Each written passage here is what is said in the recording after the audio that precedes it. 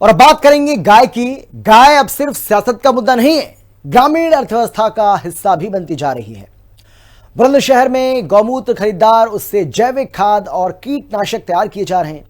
10 रुपए लीटर से शुरू हुआ यह मॉडल 20 रुपए तक पहुंचने की और पहुंचाने की तैयारी हो रही है। क्या है पूरा मामला, देखिए जरा।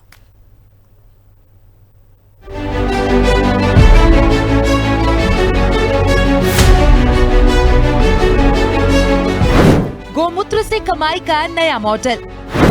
गाय के गोमूत्र पर 20 रुपए तक का दाम। गोमूत्र से जैविक खेती की नई राह। गांव में शुरू हुई गोमूत्र इकोनॉमी। बुलंदशहर के सयाना तहसील क्षेत्र के नरसैना गांव से गोमूत्र इकोनॉमी का ये प्रोग्राम शुरू हुआ है।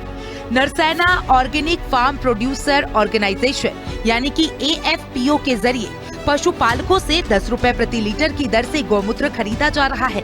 शुरुआत में आसपास के करीब 15 गांवों को इस प्रोजेक्ट से जोड़ा गया है। गांव में ही गोमूत्र संग्रहण केंद्र बनाए गए हैं, जहां 200 लीटर क्षमता के टैंक लगाए गए हैं। इसका मकसद पशुपालकों को गोमूत्र पहुंचाने के लिए दूर न जाना पड़े और गांव में ही खरीद की सुविधा मिल सके। प्रोजेक्ट के तहत फिलहाल रोजाना करीब 500 लीटर गोमूत्र एकत्र किए जा रहे हैं। इसके बाद गोमूत्र में अलग अलग जड़ी बूटी मिलाकर जैविक खाद, कीटनाशक और खेती में इस्तेमाल होने वाले दूसरे उत्पादक तैयार किए जा रहे हैं। इस उत्पादों को तरल, ठोस और पाउडर के रूप में तैयार किया जा रहा है, जिसे स्थानीय समितियों के जरिए किसानों तक पहुंचाया जा रहा है। प्रोजेक्ट से जुड़े लोगों का कहना है कि आगे उत्पादन और बाजार बढ़ने के साथ गोमूत्र की खरीद कीमत को 20 रुपए प्रति लीटर तक ले जाने की संभावना है। इस प्रोग्राम में ग्रामीण महिलाओं को भी सीधे जोड़ा गया है। करीब 300 महिलाओं को शेयर होल्डर बनाया गया है। वहीं गोमूत्र संग्रह में सहयोग करने वाली महिलाओं को प्रति लीटर 2 रुपए कमीशन दिया जा रहा है। यानी पशुपालक परिवारों को दूध के अलावा गोमूत्र से भी अतिरिक्त आमदनी का रास्ता मिल रहा है।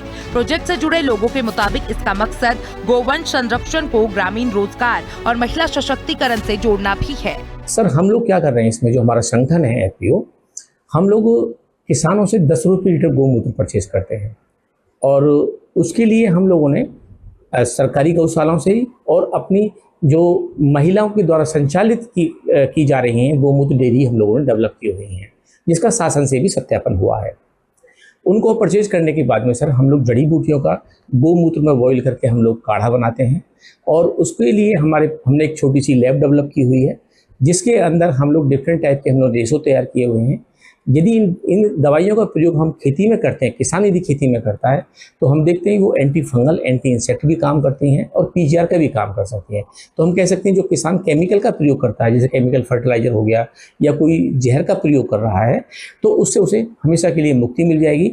जैसे कि हम लोग देखने में हमको आ रहा है कि ये दवाइयाँ हम लोग सहकारिता के माध्यम से हम लोग इनको किसानों तक सस्ते दर पे हम लोग पहुंचा रहे हैं, हमारा FPO संगठन पहुंचा रहा है। इससे किसानों को बहुत बड़ा बेनिफिट है। बुलंदशहर में शुरू हुई ये पहल गोमूत्रों को गांव में बेकार समझे जाने वाले पदार्थ से कृषि उपयोगी उत्पाद के कच्चे माल में बदलने की कोशिश है। एक तरफ इससे पशुपालकों को अतिरिक्त आय देने का दावा है, तो दूसरी तरफ जैविक खाद और प्राकृतिक कीटनाशक के जरिए किसानों को प्राकृतिक खेती की ओर जोड़ने का प्रयास किया जा रहा है। अब देखना होगा कि 15 गाँव से शुरू हुआ ये मॉडल कितने बड़े इलाके तक पहुंचता है और गोमूत्र से तैयार उत्पाद किसानों और बाजारों में कितनी जगह बना पाता है। मैं गौमूत्र 5 गाय रखती हूँ। पहले उसको लेकर गौमूत्र को बाल्टी में, फिर उसे कैन में करती हूँ, फिर उसकी गिरावटी चेक करती हूँ, क्योंकि आगे जाके परेशानी ना हो, फेल हो जाए और फिर वहां से तो ऐसा अच्छा सा नहीं लगता, हमको भी दुख होता है। और 1.5-2 साल से जुड़ी हुई हूँ और 2 एक पड़ोसी हैं, उनसे भी मैं खरीदती हूँ 10 रुपए लीटर और मुझे भी वहाँ 10 रुपए लीटर मिलते हैं। पैसे की मुझे कोई परेशानी नहीं, टाइम पे मेरे पैसे मिलते हैं। इससे तो फसल को भी बहुत लाभ है, क्योंकि वैसे जो खाद है वो नुकसान देते हैं और इसके खाद से जो फसल होती है, सब्जी होती है, वो नुकसान नहीं देती आँखों को। वैसा जो खाद है वो नई नई बीमारियां बनाता है, इससे बहुत फायदा है। यानी गाय के गोमूत्र को अब सिर्फ धार्मिक आस्था या विवाद के नजरिए से नहीं, बल्कि ग्रामीण अर्थव्यवस्था से जोड़ने की कोशिश हो रही है। बुलंदशहर से शुरू हुआ ये प्रयोग अगर जमीन पर सफल रहा तो गोवंश संरक्षण, किसानों की प्राकृतिक खेती और ग्रामीण महिलाओं की कमाई, तीनों के लिए एक नया मॉडल बन सकता है। ब्यूरो रिपोर्ट, हिंदी खबर।